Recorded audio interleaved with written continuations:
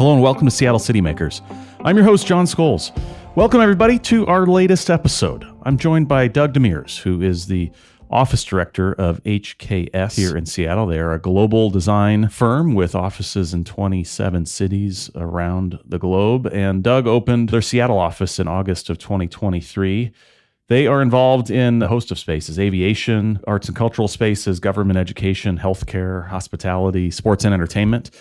They designed the SoFi Stadium in California and are designing the what will be the tallest building in Utah, a luxury high-rise in Salt Lake City. And while their office here in Seattle is new, their work is not. They've been involved since 1994 in projects in our city, including work at Seattle Children's Hospital. Doug and I talk about opening the office here, which is his 8th office opening in his career. Prior to joining HKS, Doug headed up the Perkins and Will office here and the design studio at Callison. And we discuss as well the changing nature of our cities and downtowns and how we use space and our expectation for the experience in office and residential hospitality and retail spaces. And also discuss Doug's take on the ever-changing and evolving conversation around the potential for conversion of office buildings to residential, a conversation that is alive in the city of Seattle as the city council currently considers legislation and incentives and other changes to city code that would make it easier for folks to develop existing office buildings into residential. So I hope you enjoy my conversation with Doug Demers, the office director of HKS here in Seattle.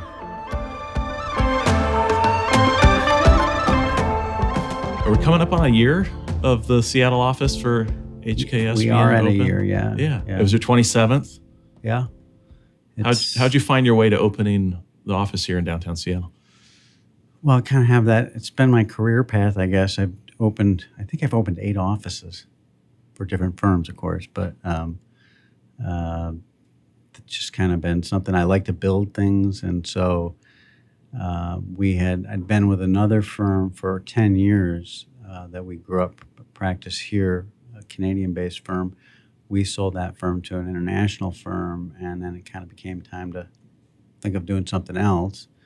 And the firm that I started my whole career with, when I got out of school and went to Dallas, said, well, we don't have a presence in the Pacific Northwest. Let's talk about it. Yeah. And it turned into kind of so I'm the oldest boomerang in the firm. But 30-some years. They've been a part of projects here, but just hadn't had an office on the ground. They did the original children's buildings, and then more recently the W Bellevue and the whole Lincoln Center, whatever it's called now. And then we have the John Street project we're doing with LPC that was just in the papers, which is a lab building. Mm-hmm. So some activity here and there. And then right now we're just busy building our team and focusing on commercial opportunities, which are interesting because they're a little bit different than they were even a year or two ago. And then higher ed and healthcare, of course, because we're a big healthcare firm nationally.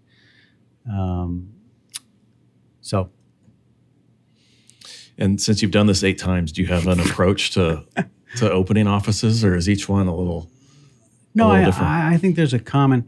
You sort of balance between what aspirationally you'd like to do and what you do or what you chase with clients that are where you can be a good business partner. Mm-hmm. I've always found that's kind of. I was talking with a fellow who runs facilities at Fred Hutch this morning, and I mentioned that my very first project with Fred Hutch was moving a boiler room.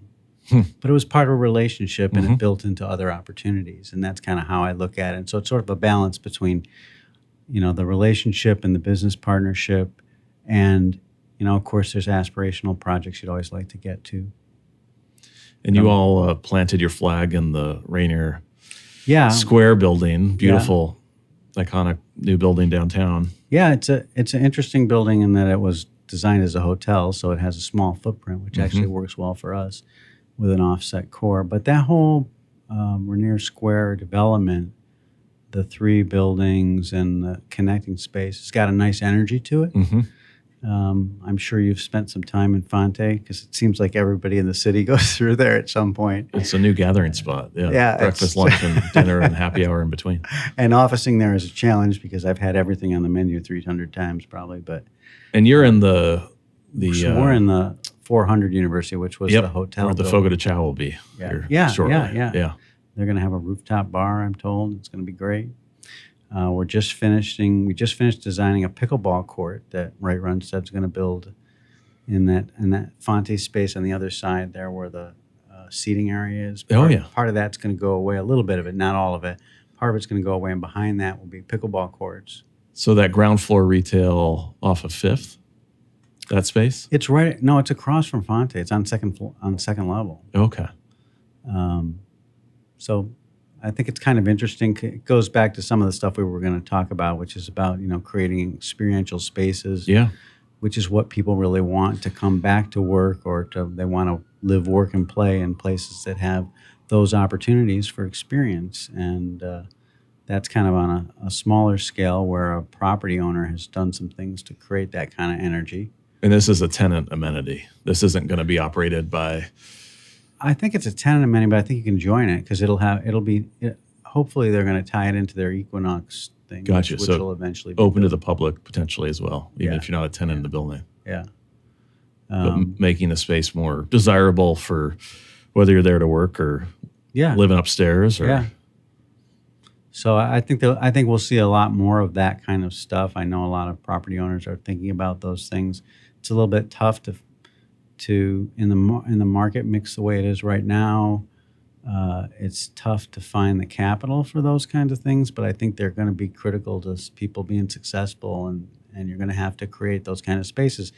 And I think that those kind of spaces, partnering with the neighborhood and the city, are what is starting to happen, and that's the energy we need to have happen to get downtown back to, well, not back to where it was, even to be better.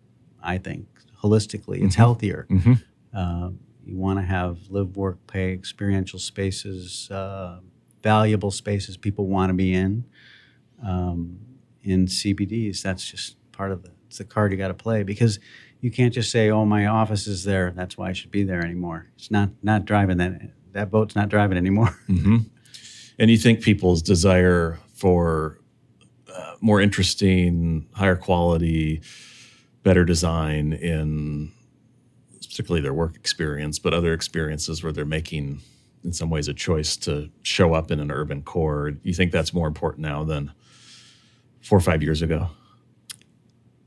Definitely. I think the mindset is, I don't have to be in that office. I don't have to be in that high rise. I don't have to be there. I can do my work in other places. So why do I want to be there? And I think the answer is a lot of the work that we're doing in commercial space right now is around, how do I remix the spaces to match people's expectations of what they need, which is mostly meeting and collaboration spaces. So it's better meeting more varieties of collaboration spaces, because that's where the high value activity happens.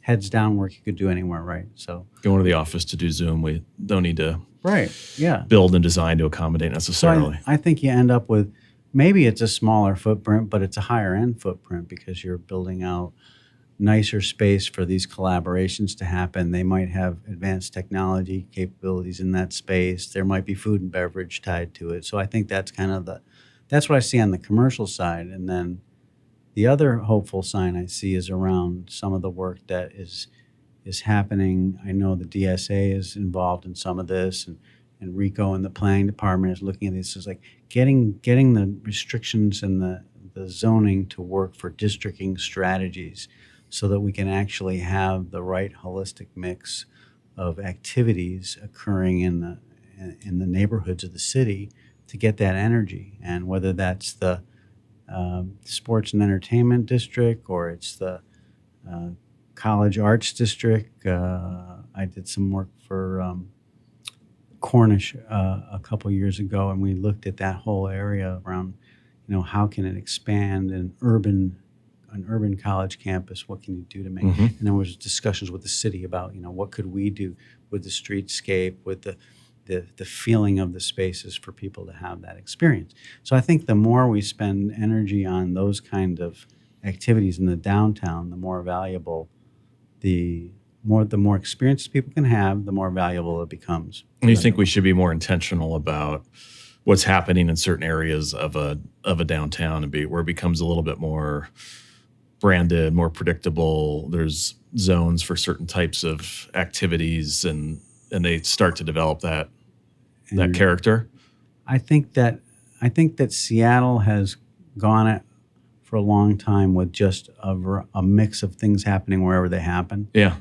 And you can do that to a certain point, but when you're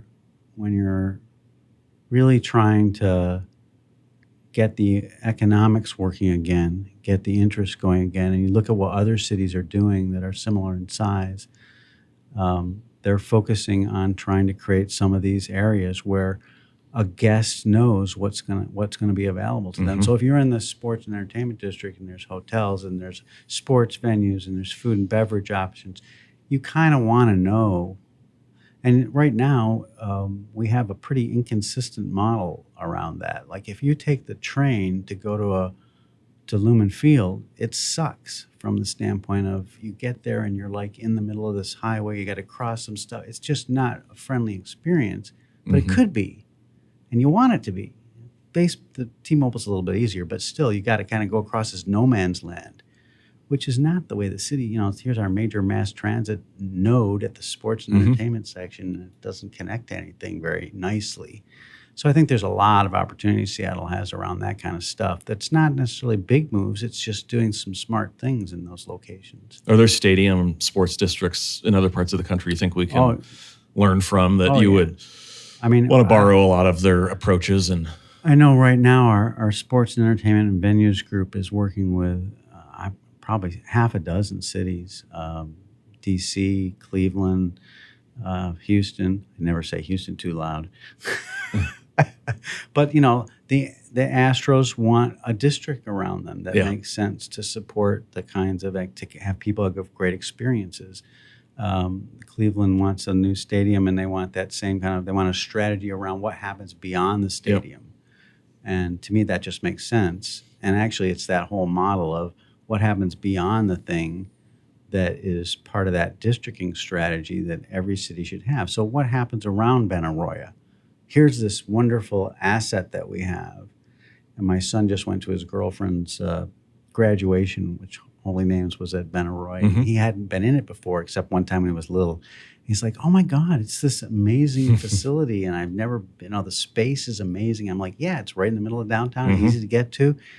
And he's like, well, I'm going to go back. Because, but so I'm just kind of saying it's about what's around it. And, you go a block away and it's pretty tough. Yep. Yeah, it's interesting that for a city that has such a strong tourism industry, we don't have that in downtown, that one street, that one area where everybody sort of gravitates to. It's very much distributed of different experiences, arts, culture, food, music, the clubs, the market. Yeah. That are sort of spread throughout the sports stadiums and arenas. And you go to Nashville and you got Broadway or Bourbon Street in New Orleans, or Gaslamp in San Diego. And we haven't developed that entertainment street or district necessarily.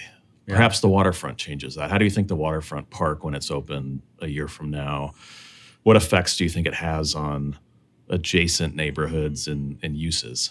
Well, I think it can't help but have an effect because it's going to have an aspect of wonderfulness to it, and people will come from wide and far, and people here will enjoy it, and it'll be an improvement.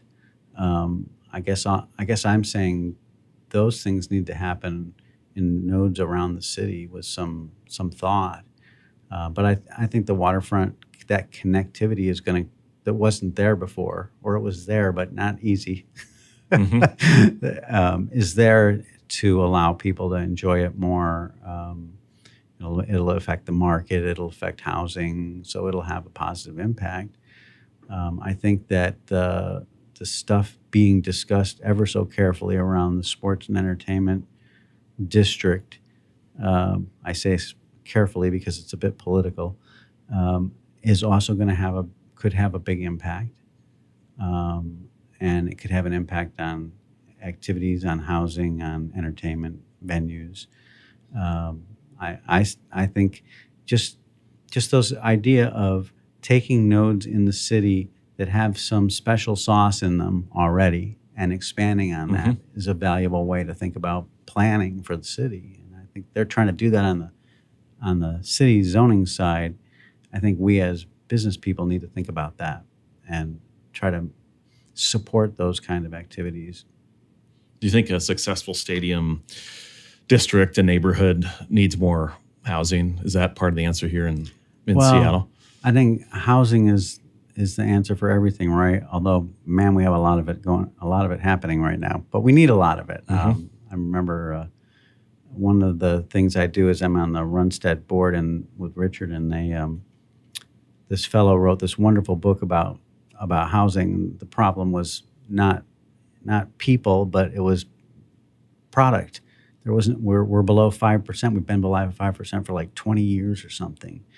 As soon as you get above 5%, the rate starts to decline of homelessness in all these other cities that they tested against. So it's like we need more product. So there's a lot of new product coming on the market, but I also think you have to think about that product from the standpoint of those zones as well. So, if you're going to do something down in the sports and entertainment district, it needs to think about what the port needs or what the port might need or what the longshoremen need in the way of housing and things. So there's some political groups out there that have stakes in these areas that you want to take care of as well. And my whole thing is, you don't just say, okay, this is the district, we're only doing this here. It's like, well, we're going to do this here, but we're also going to do this, this, and this because they make sense to create a holistic recipe. Considerations. Yeah. And it's a healthier recipe because you're getting 24-hour activity or, whatever the drivers are that make for a good economic and a good safe place. So speaking of housing, a lot of conversation about the opportunities to convert underutilized, unused office to residential in our city and other downtowns. What do you make of the prospects to do that here and in other markets? Is there too much being made about that opportunity? Do you think it's real and could be robust for a city like Seattle where you've got a vacancy rate on the office side north of 20% now? Yeah. So I've been looking at this for a while, and we've actually done some projects where we've researched it for clients and, could I take this office building and turn it into hospitality or residential? And it's really at the end of the day mostly an economic issue. And the issues you run up with is if you're looking at a Class A office building, maybe even a Class B, depends on what the owner's basis is. But usually if it's a newer building, there's a financial model that it was built on, and that includes maybe $150 a square foot for a tenant fit up. Well, you need 300 or more than that to do a residential fit up or a hospitality fit up. Just think of the number of plumbing fixtures and stuff like that. So that's where you run into this disconnect. So the basis of the building ownership, which is why older buildings are starting to get some activity, and they're probably the low-hanging fruit. But that's the issue, is that the financial model has to be able to go up to that higher number for a build-out. And a lot of banks are just sitting on the sidelines praying that the office market comes back and their building is going to fill up with office space. And they're just going to bleed for a couple more years. Well, it's already been a couple years, right? I thought maybe with the end of the pandemic, people would start saying, well, I don't know if I want to bleed too much more, but some of them are still hoping that that's going to come back. And I don't see the office market coming back significantly in size. I see it coming back, like we just talked about, in the kinds of office space. It'll be innovative. It'll be sustainable. It'll be creative. It'll be about people coming together and doing cool stuff. But it won't necessarily be bigger. And it won't necessarily be high rise. It might be more of a mix of things.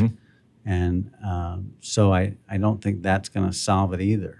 And a lot of the projects we're doing right now on the planning side of the commercial marketplace are a mix of uses driven by experiences, or it's not driven by office. Office is there. There might be a piece of office, but it's driven by some kind of enterprise. There's another anchor to the Yeah. project. Another anchor. Yeah. It might be entertainment. It might be, we're working on one that's got a ton of film production studios. So my creative content is becoming more important. And Seattle is kind of waking up to the fact that we're a creative content generator on a global stage. And that's a huge opportunity for us. So I see those kind of things driving these projects more. They might be resi.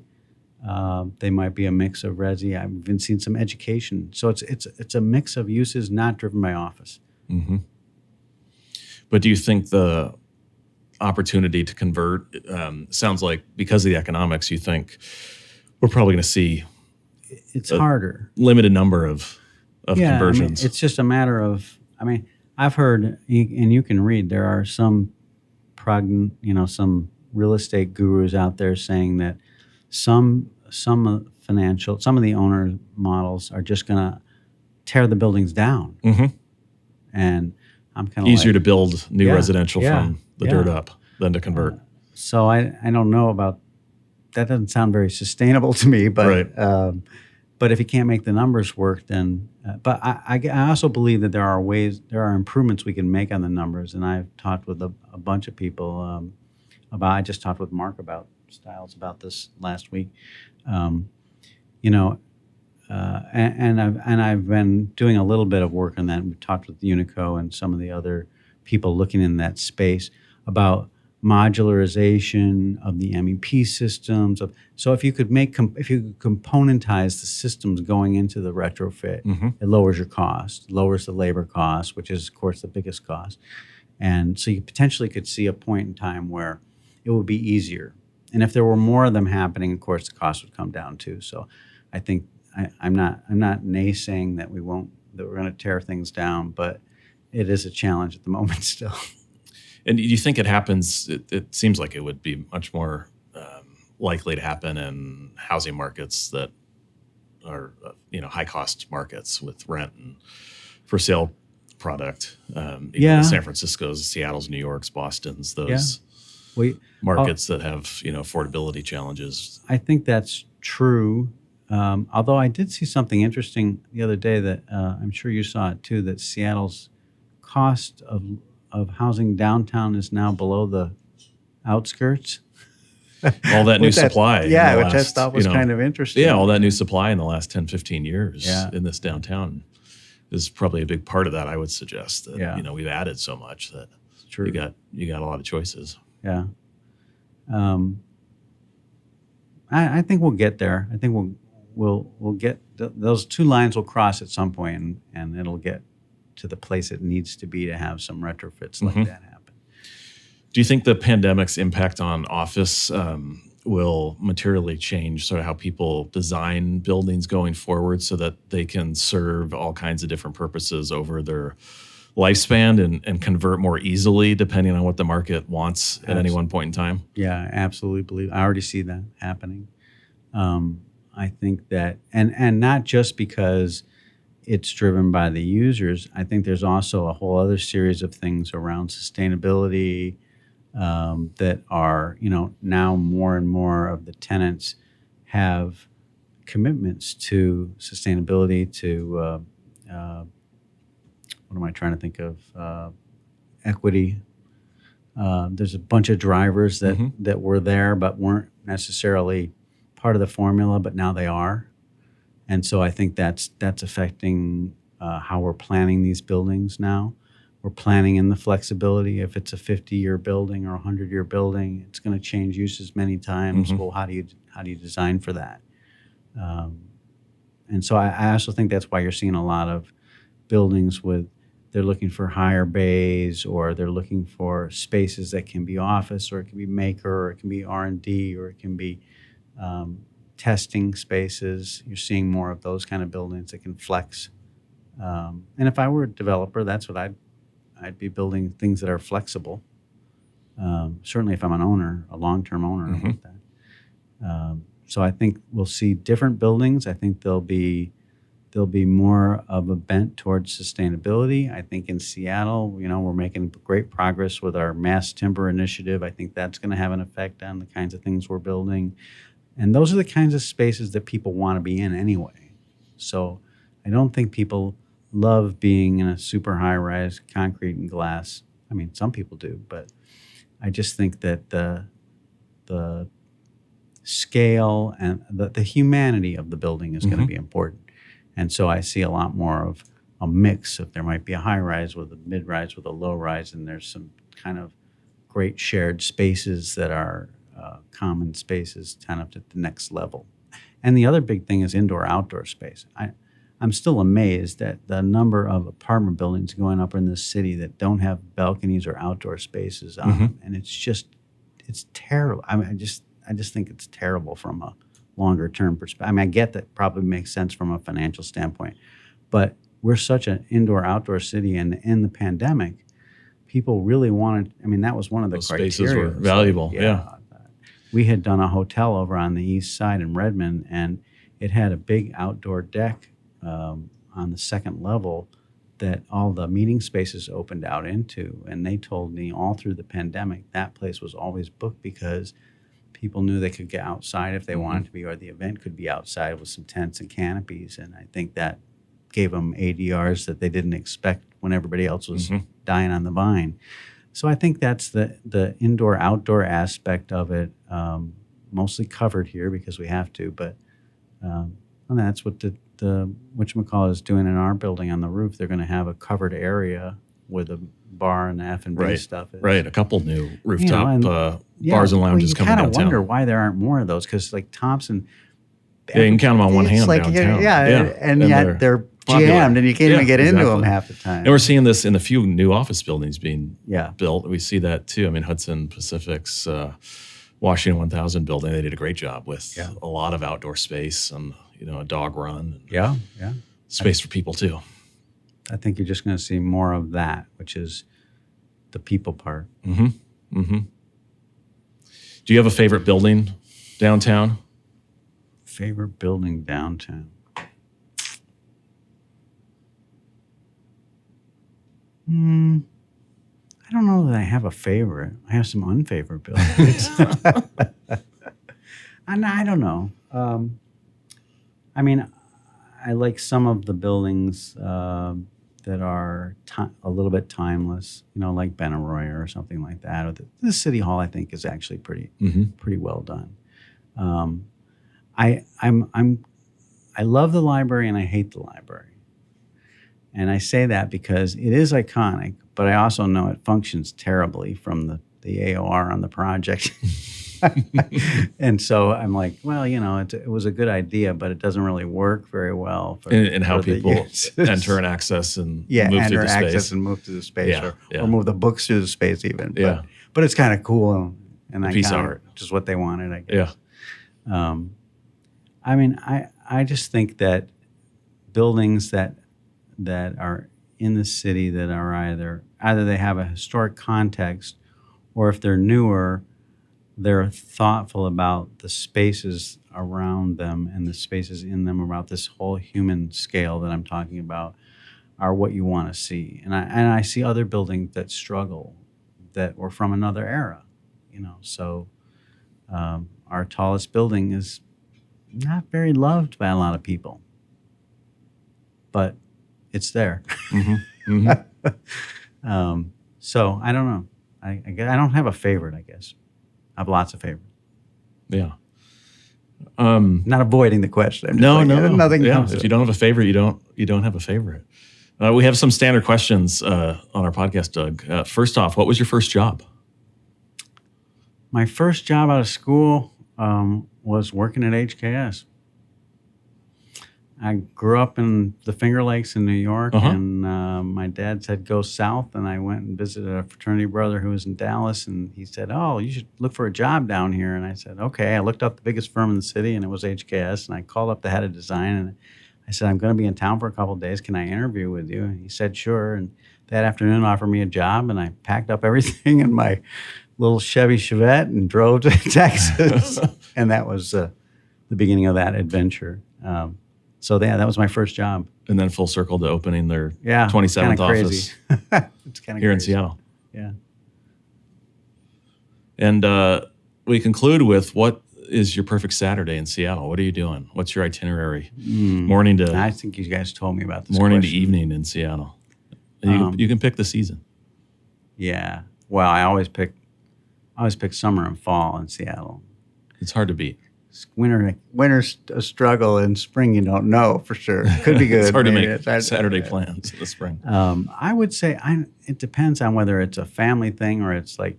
But I was thinking about this not too long ago. My wife and I came downtown in the afternoon and spent the day down by the market, and then we went to a restaurant. And kind of after the restaurant, we still hung around and were walking around the bridge. The thing wasn't done yet, but that whole area. Oh, the overlook, perhaps, yeah. But we just spent the whole, basically till the sunset out there, and it was just very fun. And, there were all kinds of people, all walks of life, everybody just mixing together and enjoying. And it was a nice day, 70 degrees, not bad.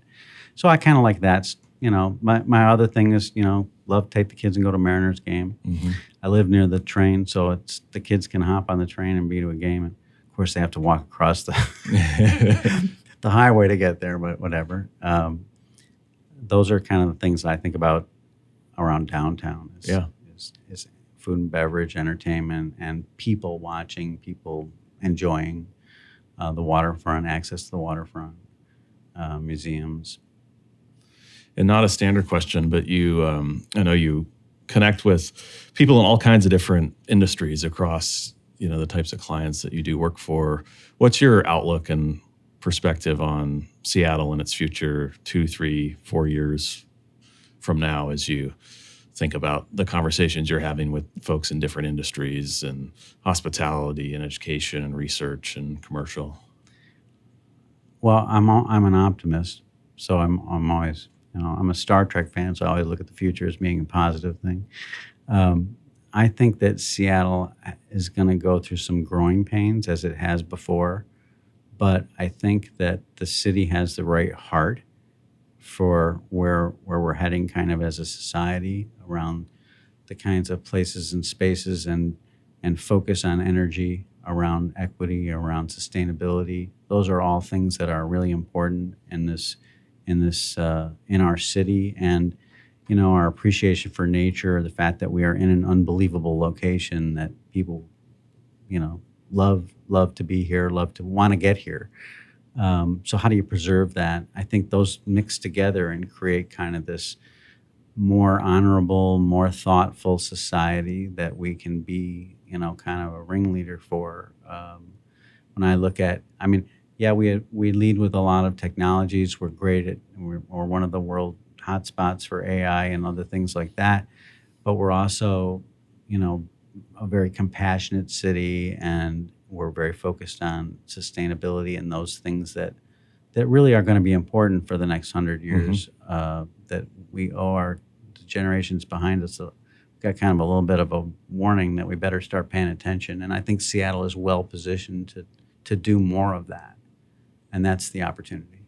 That's great. I like that a lot, and honoring Seattle's values and how they sort of meet the moment we're in our country and set issues we face in the world. Yeah, if you just, I think I noticed, I was watching something the other day, and there was a little part at the beginning where they just noted the Native Americans that were on the land before whatever the TV show was, and I was just like, we've been doing that in Seattle for a few years, and it's super important, and it's part of who we are.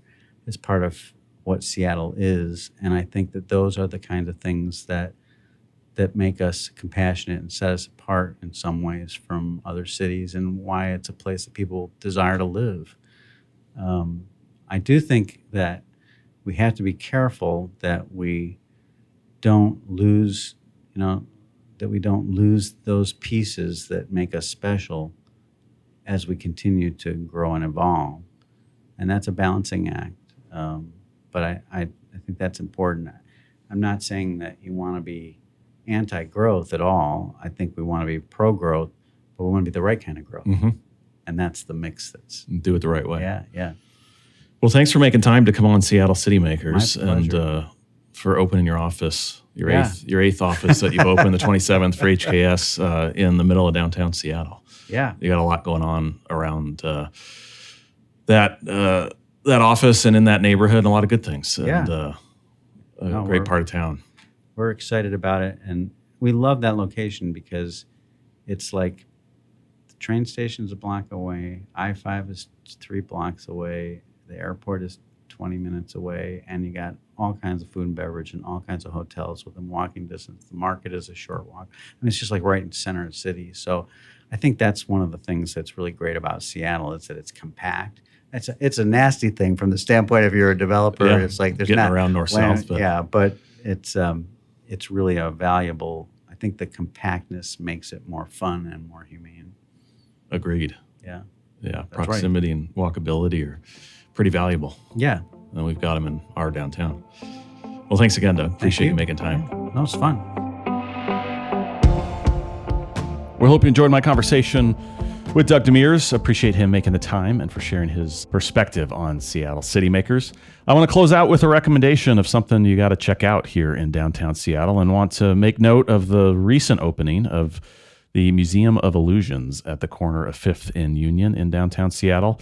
It's the first U.S. West Coast location for the Museum of Illusions, which started in Croatia in 2015. There's 50 museums of illusions worldwide now, and it is a place for science, entertainment, tricks and mirrors and lights, a giant kaleidoscope, as noted by the Seattle Times. So go check that out. It's in the former Brooks Brothers space on the corner there of 5th and Union in downtown Seattle, and open now as of the end of June. I think their official opening was June 27th, open till 9 p.m., 7 days per week.